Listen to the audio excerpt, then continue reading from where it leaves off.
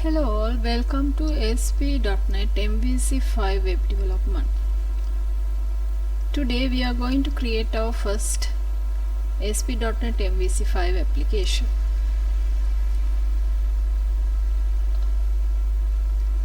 So in startup,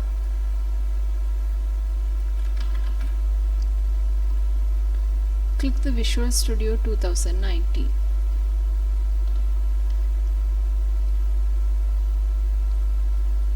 The first screen you get is like this. So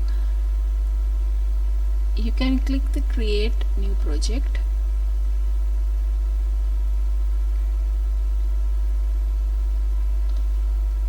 and search for ASP.NET MVC, and down here you can see ASP.NET Web Application, .NET Framework, which is Visual Basic supported, and this one is C#. So select this template and click next, and here provide a unique name for your project.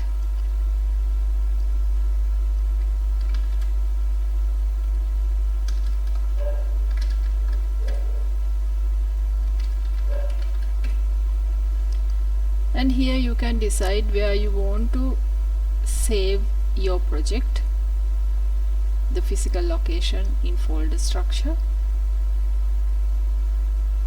and here you can select the framework. So for basically ASP.NET MVC5 you should select .NET Framework 4.5 and upper, and click the create button. These are the various templates available. Select the MVC and click the create button.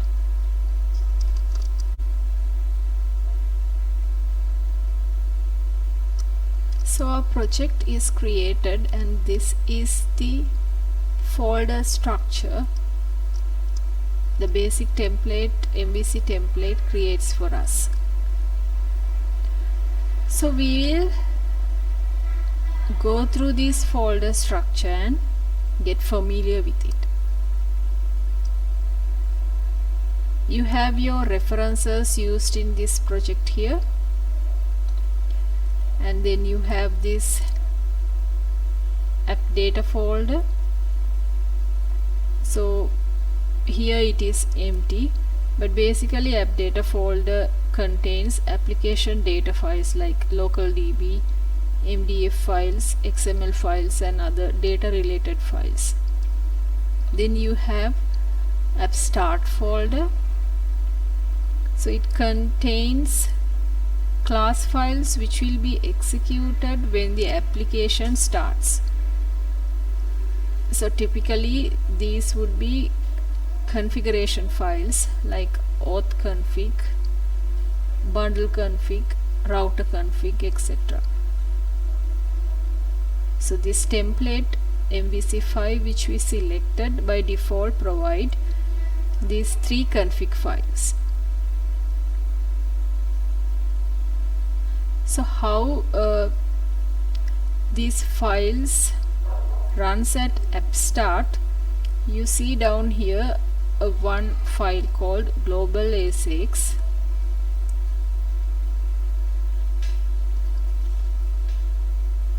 This allows you to write codes that run in response to application level events, such as this application start event. So in application start event, it ensures these configurations are the first thing done before the application start.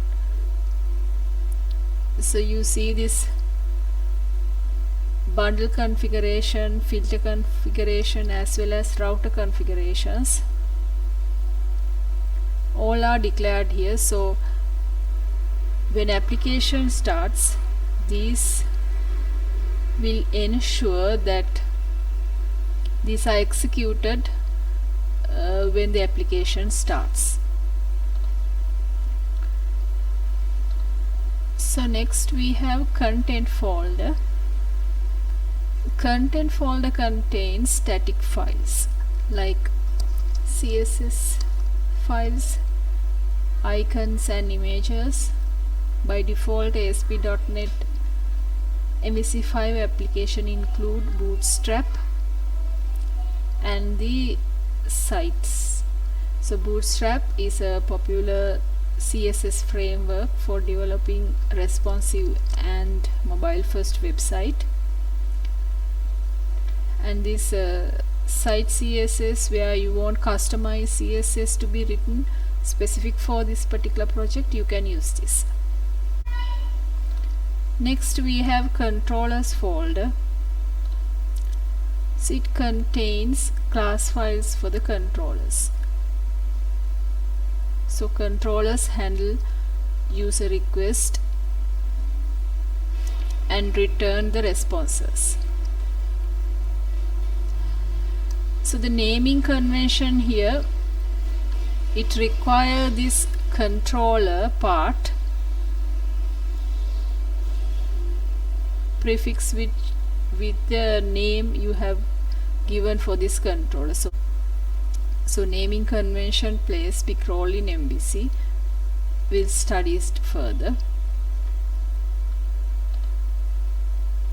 Then we have the fonts folder, which contain custom fonts files for our application.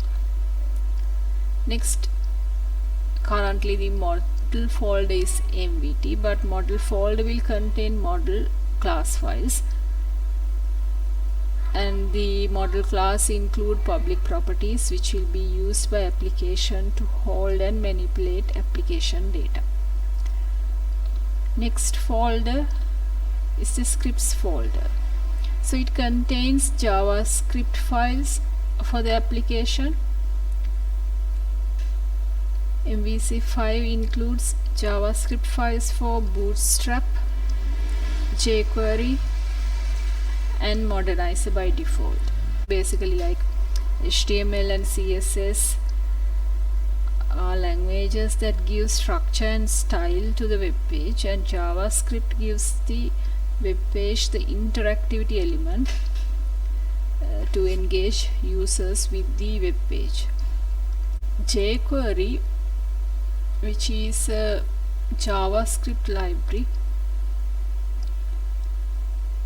So the purpose of having jQuery is like in a jQuery you have functions or methods which are written using JavaScript. So if you need that particular functionality in your code, you just have to refer that particular function. So with that comes that particular functionality, and it saves you writing lengthy code in JavaScript, and it support the cross-browser compatibility, and so for that purpose we use jQuery here. Then the Modernizer is again a piece of JavaScript code, so it automatically detects the availability of web technologies in the user's browser while loading the web page. So it helps for the developers to maintain like providing the minimum requirement of that functionality to all browsers.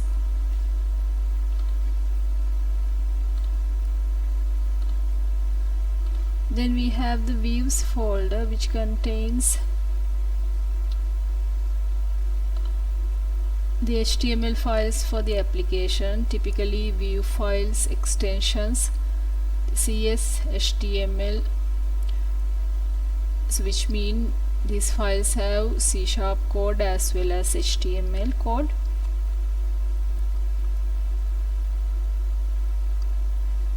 And you will notice this naming convention in our controller. Controller name will be the view folder name. Inside that you have our action name wise view files.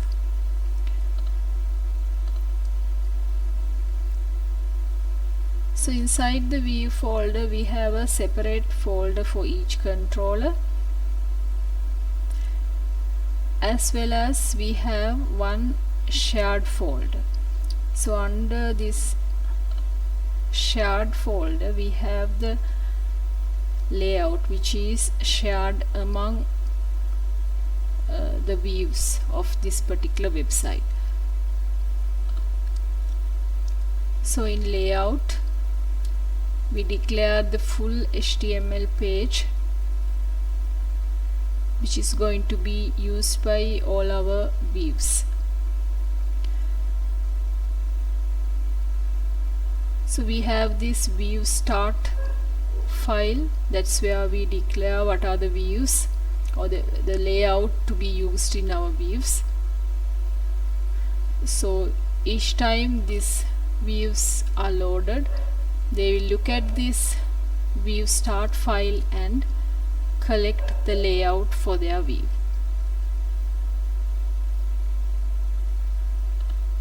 Then we have package config file, which is to manage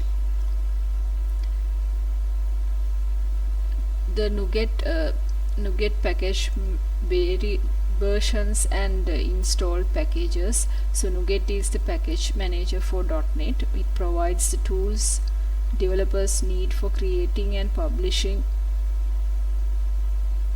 the packages which are readily available. So this reference is maintained in here, this file. So if we want to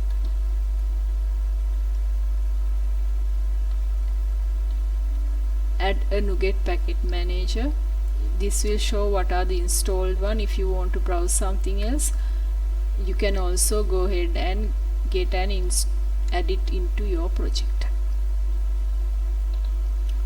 Then we have one more config file,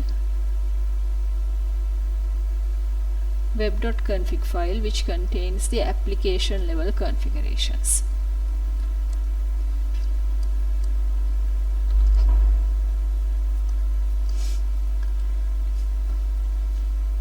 So the default template provides us a one website.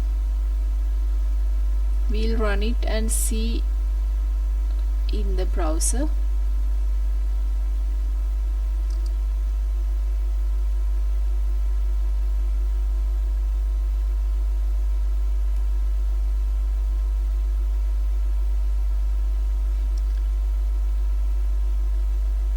You see our assembly has created.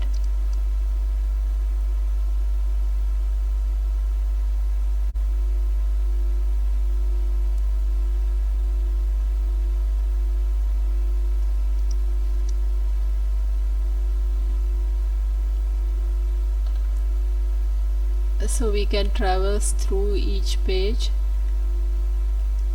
So basically we are in requesting for home controller, contact action, here in home controller, about action, and in each page you see this menu bar as well as this footer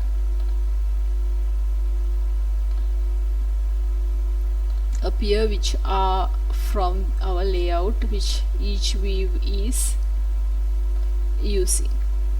So if we are to change it,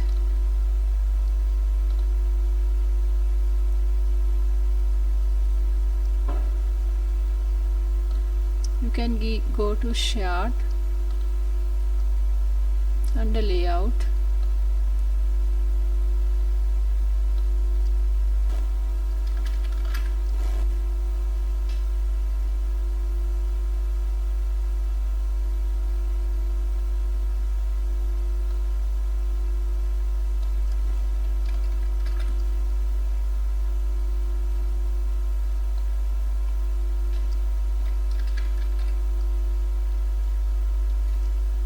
so you can simply build using this shortcut Control Shift Build.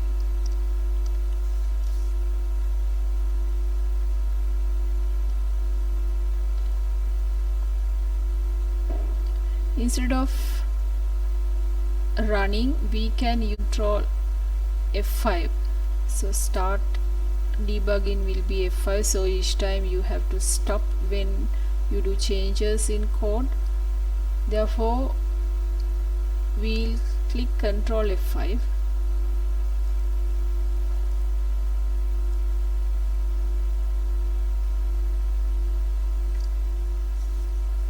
When we use Control F5, so while it's running in your browser, you can come back to your code here and do modification and then rebuild it, and you need to refresh it in browser. Now we see that demo here and here, as well as in this title, that change is reflected. So thank you for your time. We'll see you in another video.